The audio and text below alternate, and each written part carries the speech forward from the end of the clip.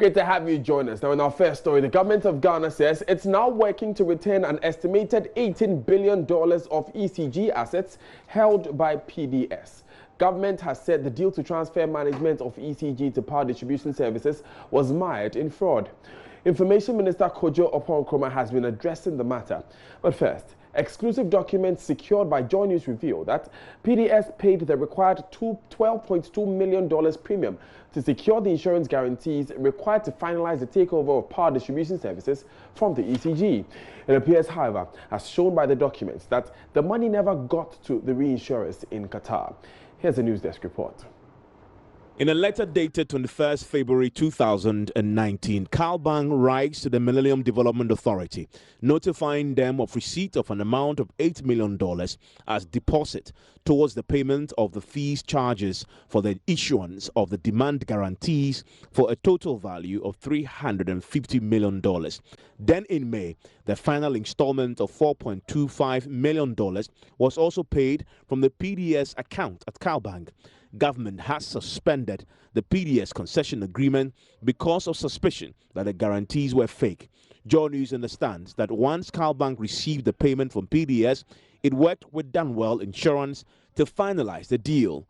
Dunwell also engaged Jordanian-based broker Joe Australia Reinsurance Brokers, who were tasked with the job of finally making the required payments to secure the final demand guarantees from Qatar-based insurance firm Al Qut. It is Al Qut which on July 16 last month, through its chief officer, General Insurance, Mr. Osman Hag Musa, wrote to ECG alerting them to a situation of fraud in which the initial guarantee submitted was allegedly forged by an employee of the company who lacked the authority to issue such a guarantee.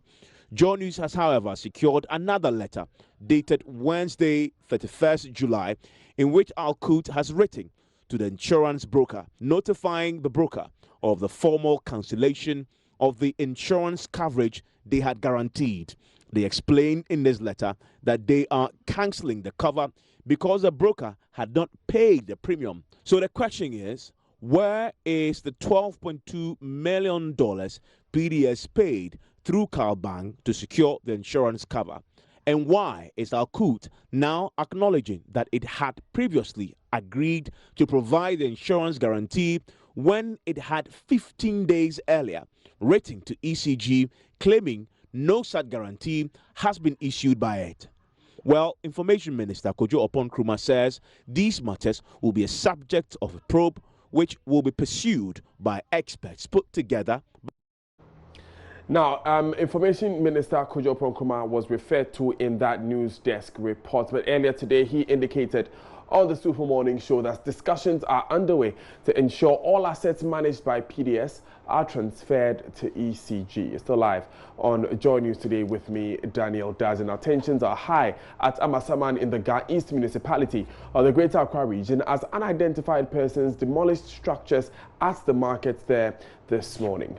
Earlier this morning, agitated women and men blocked the Accra-Kumasi highway in a bid to protest, but were later dispersed by the police.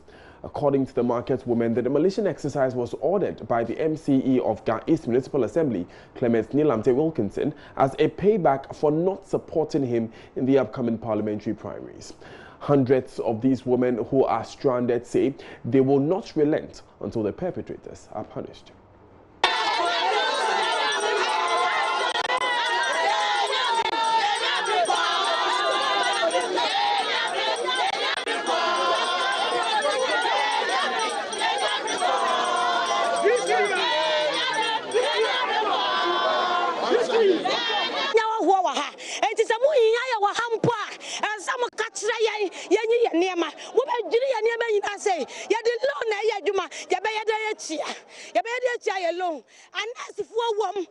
For 5 years, 4 years, they imposed to one. End up market. Employee minimum so. Yagu Kwan, we are saying, Yagu Kwan, cast it to my risk. And so, my year, about Clement, the Ebegua. Say, Antina Anton, dear. On Baboon, or there's some reminder, no more palmy, I see, I'm not say. What the other have ya? I'm afraid what the air said near my animal. May say, next Friday, you have a long, you bet you, and your bed, and this canoe. I got you now. Your bed, I go first, and Clement, no. Can't the best near man, can't never say near man. Maybe a woman organizer for trouble, and to me who say cast a train, any Bunazano, how Clement Fear, I'm marching.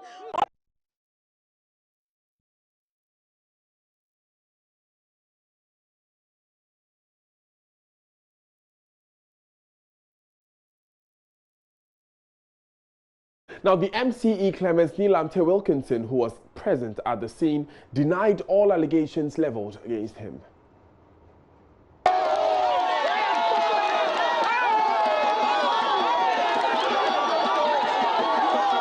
The people who came here, according to them, they said the person is Clement. But as far as I'm concerned, I'm not the one.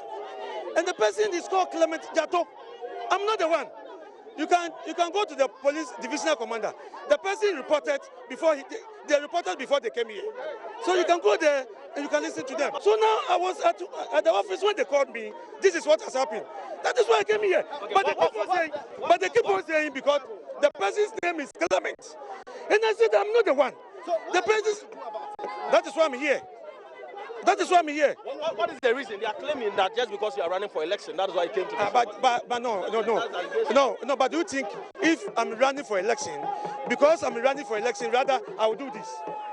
I mean, do you think so? And the same people, this land belongs to the Ministry of Agri, right? This land belongs to Ministry of Agri. It doesn't belong to the Assembly. It doesn't belong to me. Neither belongs to them. And the Agri Ministry says no. We will not allow you to do this thing on our land. So please, you can go ahead and look for the people who did the thing. You can go to the divisional commander and ask him. They will produce the Agric Ministry, their task force.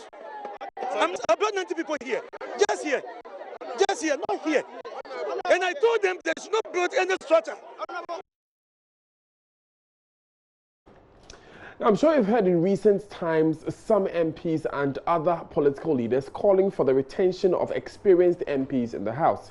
This, they believe, will strengthen the capacity of Parliament to pass good laws. Well, Parliament is not the only area reserved for adults. Other positions in governance and our social life has also seen widespread exclusion of young people who believe are brimming with fresh ideas and ready to also participate in nation building. That's why yesterday a forum for young people was held in Accra to try and help boost their confidence in taking their pride of place. It was organized by Youth Bridge Foundation, and Joy News' Kojo Yankson was there to interact with some of them. It's been known for quite a while that the youth form the majority of Ghana's population. Those who are under the age of 35 make up over 70% of Ghana. Yet, the majority appears to be marginalized when it comes to leadership. One group has decided to do something about it, Youth Bridge Foundation. They called on the youth to actually stand up and be counted and take up the responsibility of vying for parliamentary positions in the upcoming primaries of the major political parties. Let's be clear. Is anybody stopping young people from participating in politics? Yes, I believe there are so many imponderable hurdles that tend to prevent young people from participating. You would agree with me that the politics of Ghana, before independence, after independence, right up to before the inception of Ghana's Fourth Republic in 1992, was essentially the politics of the youth. With the inception of the Fourth Republic, politicians were, politicians recognizing the huge and the strong role of young people, decided to do something to silence them. And what did they do? What they did was that let's try and ensure that the teeming young people in the population are polarized on partisan grounds. And so, as I indicated earlier, if you go to the various campuses of the various tertiary institutions, what they said was, let's go there and establish our branches there. Once they went there to establish branches there, you had MPP branch, NDC branch, and it polarized them. And this polarization extended to other young people within the body politic, and that's one hindrance. Once you are polarized, you are unable to argue or constitute one constituency and fight for your rights or champion your own cause to play a frontal role in politics. Once they got polarized, they were confined to the role of vote getters. Just they are agents used to get votes, voting machines, food soldiers, and then also agents that are used to fight dirty political wars of politicians. The cliche, the refrain has always been that if a young person wants to go to participate or contest in the election, you are told by the adults that, oh, bid your time, wait till your time comes. But they cannot wait in perpetuity. The suggestion here is that there are some legal impediments, right, to young people participating at the highest level of political leadership. We know that to be president, you have to be 40, otherwise, forget it. But there are those who argue that this is just common sense. I mean, by 40, you have some exposure in life. And at the very least, to lead a nation, you need to understand what's happening in the world. Is it really that unfair for there to be an age limit for at least the role of president in Ghana? Well, I would say that I am very much I have a lot of respect for the founders of our constitution and the brains that formed the spirit into the decisions that they make in forming that. But I feel that those decisions were made when it was relevant at that time to do so.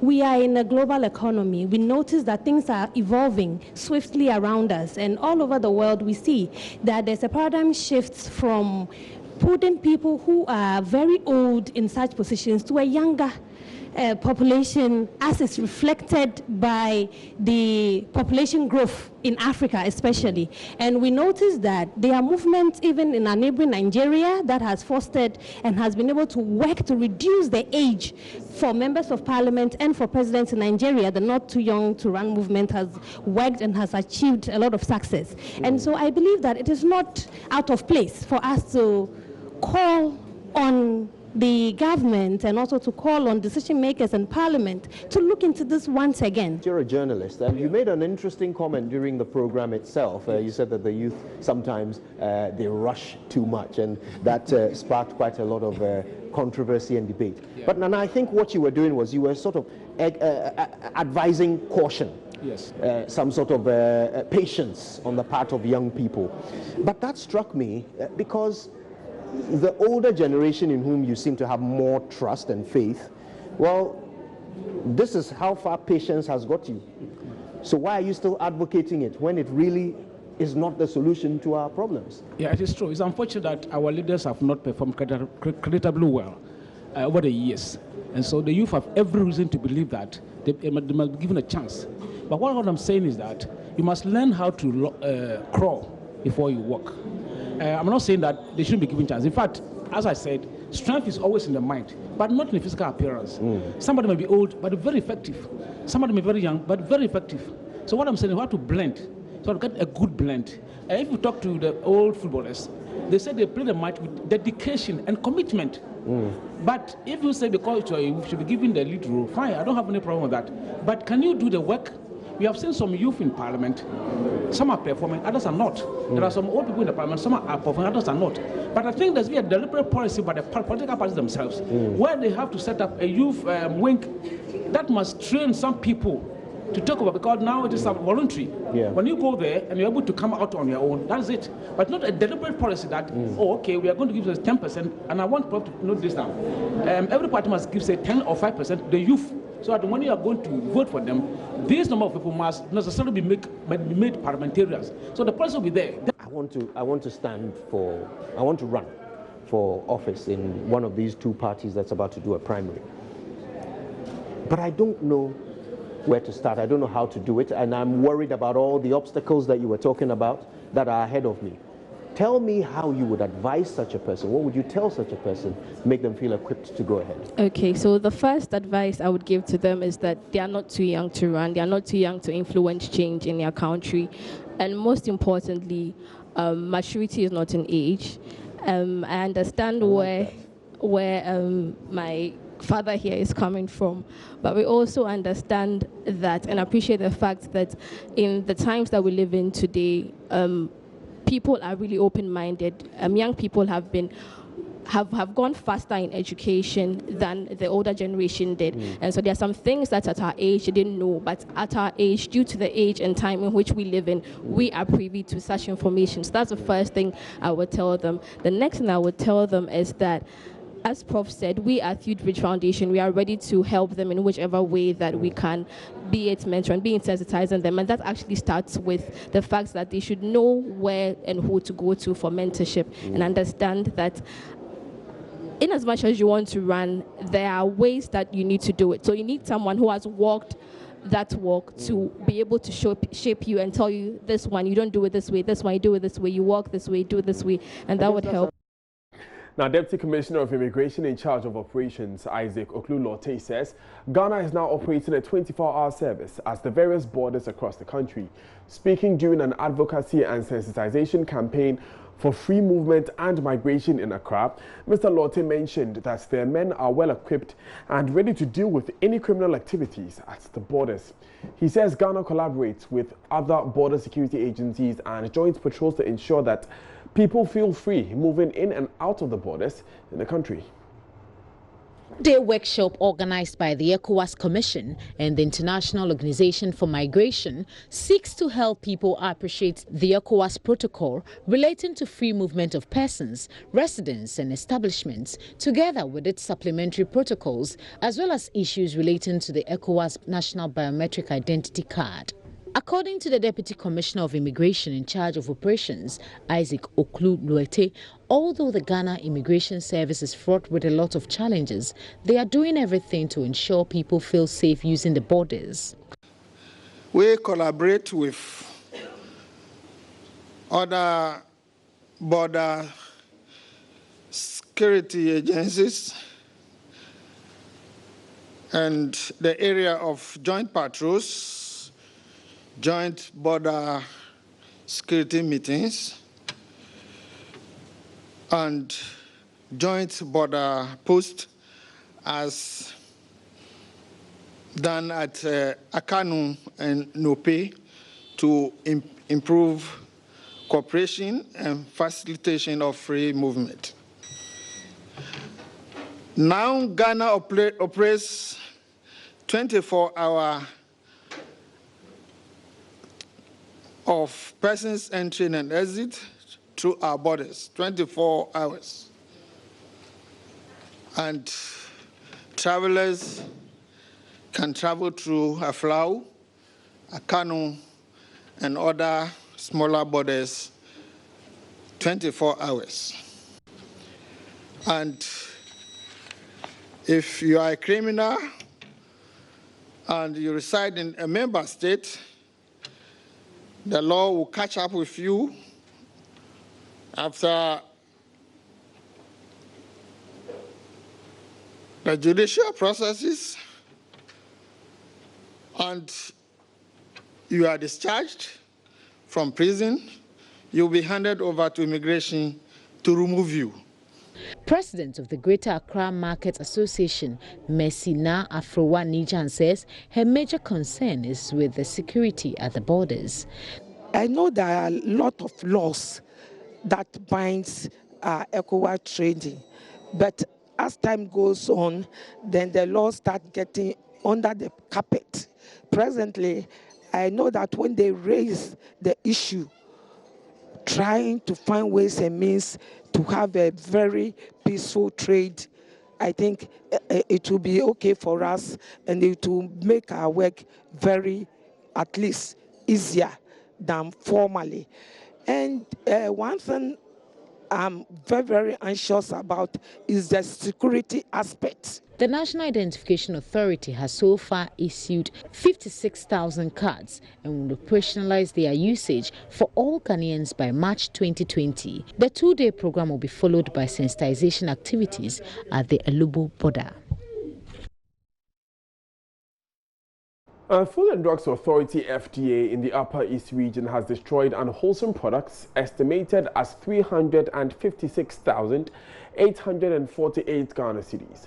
The products were confiscated in pharmaceutical shops, cosmetic shops, open markets, and traditional herbal shops across the region.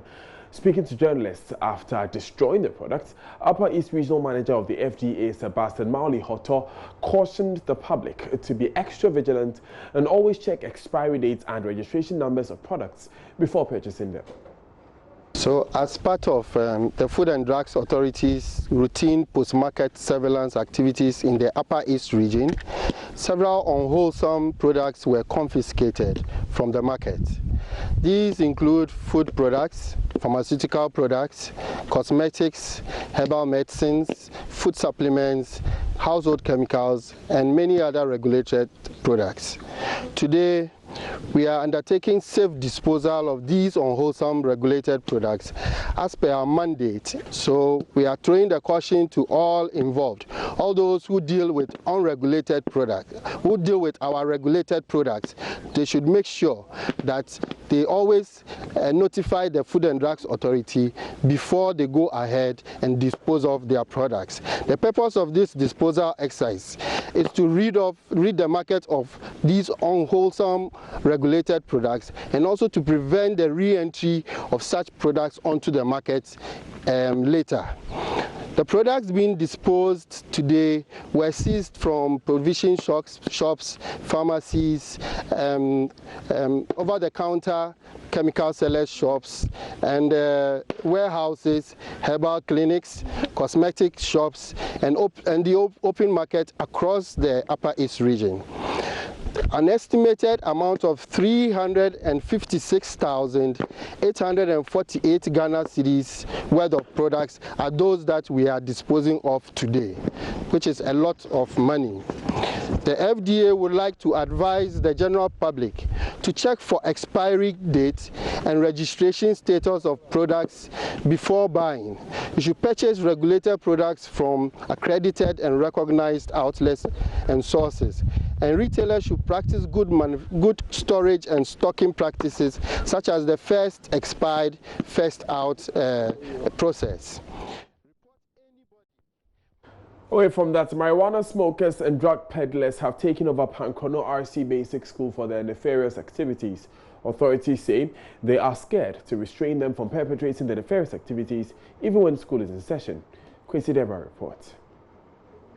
Headmaster Michael Nifakaindonko says the situation opens both students and teachers to danger.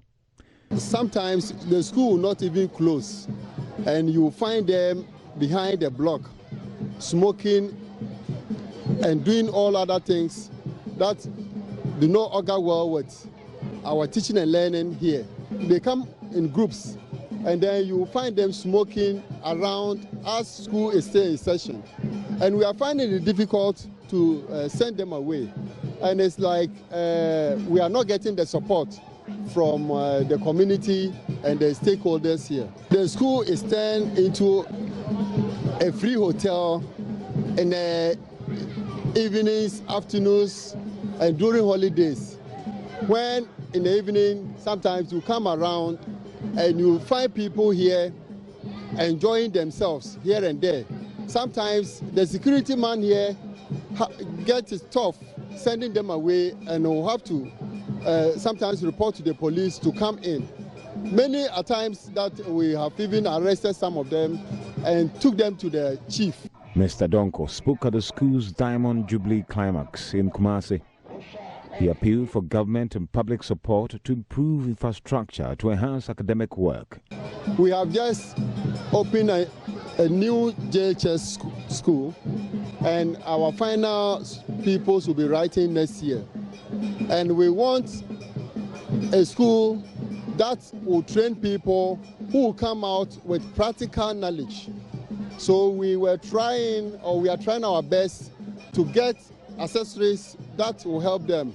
For instance, we want science laboratory, we want a home economics lab, we want ICT center, and we also want PTS workshop, so that in short, these young ones will be put into those practical workshops to have practical skills. They have to feel the things that they do.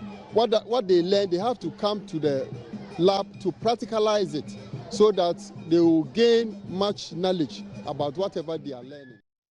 Now, if you have plans of using the services of professional mourners during the funeral of your loved one anytime soon, prepare to pay more for their services. You may have seen a social media notice announcing an impending increase in funeral wailing fees by the professional criers. Professional patrons must be prepared to pay double the 2,000 Ghana cedi minimum fee advertised. Ohiming caught up with one of the professional criers for a conversation in Kumasi, from where he filed this report. Immediately obliged an interview, taking time off a workshop to speak with me. We do it normal. When you call us and book for a funeral, we come to your place, we watch grounds, we assess it, and then we price you.